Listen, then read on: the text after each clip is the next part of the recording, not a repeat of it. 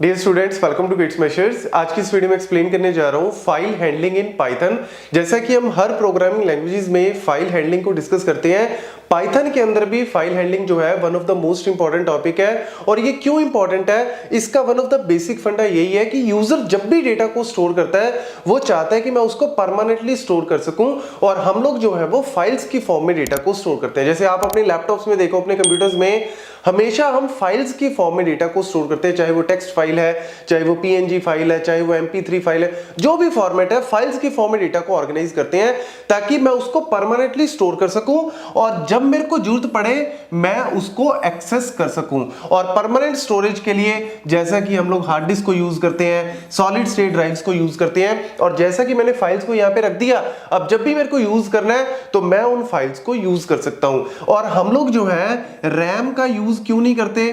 देखो, रैम का यूज वैसे तो बाय डिफॉल्ट होता ही है, क्योंकि सीपीयू हमेशा डेटा जो है वो रैम के अंदर कॉल करके और फिर उसको प्रोसेस करता है। लेकिन आप रैम जो है वो वोलाटाइल मेमोरी है, तो परमानेंटली तो इसमें स्टोर कर नहीं सकते। तो यहां पे हम लोग चाहते हैं कि डेटा जो है वो मेरा परमानेंटली स्टोर हो और प्रॉपरली फाइल्स ऑर्गेनाइज तरीके से काम करें। तो इसीलिए पाइथन में हम लोग जो है वो फाइल हैंडलिंग की जब भी बात करते हैं तो मेनली यहां पे ये तीन ऑपरेशंस की सबसे पहले बात की जाती है। फर्स्ट ऑपरेशन क्या है? Open a file. मतलब फाइल पड़ी है आपकी डिस्क के अंदर, कोई भी पर्टिकुलर लोकेशन में पड़ी है, चाहे वो पाइथन के इन्वायरमेंट में है, चाहे आउटसाइड पाइथन इन्वायरमेंट है, लेकिन सबसे पहला काम क्या है? फाइल को ओपन करना, मतलब फाइल को एक तरह से खोलना। जब फाइल को आपने खोल दिया उसके बाद आप उसके अंदर ऑपरेशंस परफॉर्म करोगे।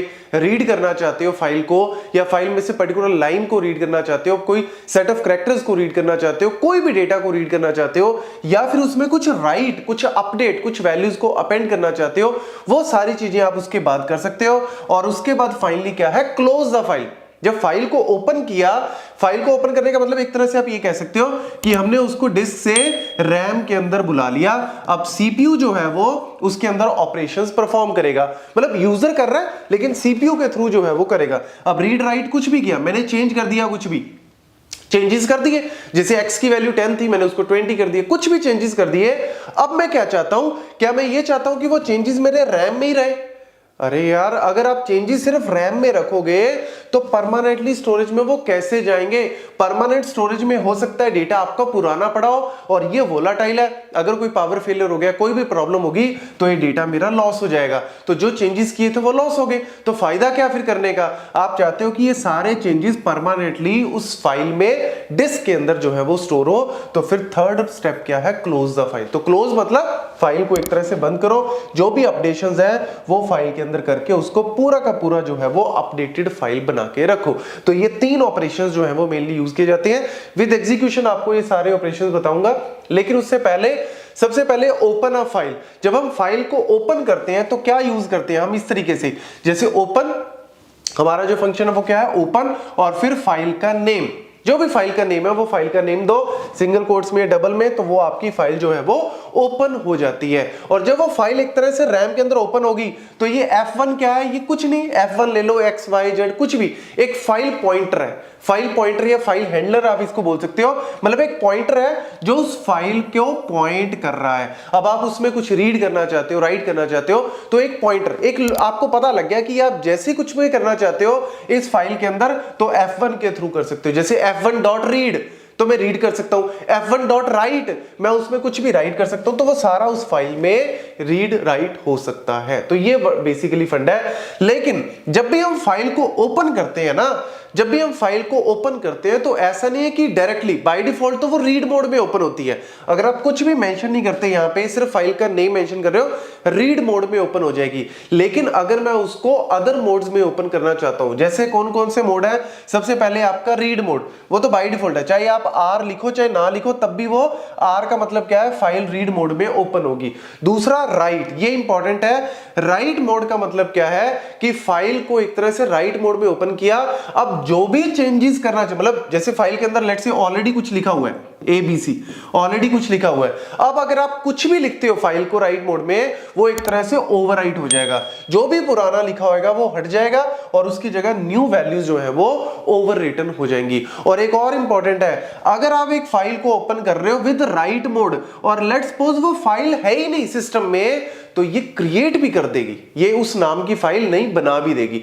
आपने सोचा कि यार फाइल नहीं है, तो आप उसको राइट मोड में ओपन कर दो, वो फाइल को क्रिएट भी कर देगी। और अगर वो फाइल ऑलरेडी है तो उसमें जो भी लिखा हुआ है वो एक तरह से हटा के जो नया लिखोगे वो उसमें आ जाएगा, ओवरराइट कर देगी। अगर आप इससे बचना चाहते हो, आप कहते हो कि सर नहीं, मुझे जो लिखा हुआ है वो लिखा रहने दो, उसके लास्ट में आगे जो भी मैं न्यू ऐड करना चाहता हूं कर सकता हूं, तो फिर उसके लिए आपको अपेंड मोड, नाम से पता लग रहा है अपेंड, मतलब जो लिखा हुआ है उसको लिखा रहने दो, जो नया लिखना चाहते हो वो उसके लास्ट में लिखा जाएगा। तो ये हो जाती है अपेंड मोड। और इसमें भी वही है कि create a new file if doesn't exist, ये भी सेम ही है, बस रीड और ये जो आपका राइट और अपेंड में यही फर्क है कि ये ओवरराइट करता है, जो पहले लिखा हुआ है मिटा देगा, ये लास्ट में ऐड कर देता है, पहले वाला नहीं मिटाता, बस ये फर्क है। फिर आ जाता है जी एक्स मोड। एक्स मोड का मतलब है एक्सक्लूसिव क्रिएशन मोड। अगर तो फाइल ऑलरेडी बनी हुई है फिर तो वो इस मोड में ओपन हो जाएगी, अगर फाइल जो है वो ऑलरेडी एग्जिस्ट देन ऑपरेशन जो है वो फेल। मतलब अगर फाइल आपने ऑलरेडी बना रखी है उस नाम की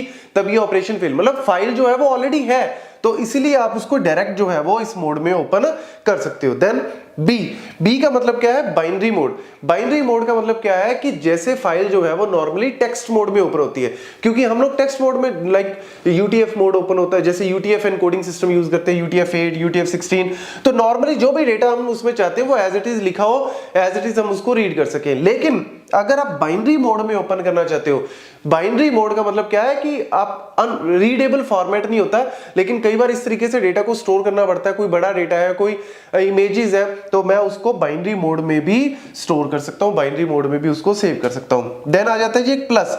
प्लस का मतलब क्या है कि अगर मुझे रीड राइट दोनों में करना है तो उसके लिए मैं प्लस मोड में ओपन कर सकता हूं। तो ये मल्टीपल मोड्स हैं जो हम यूज करते हैं when we open a file.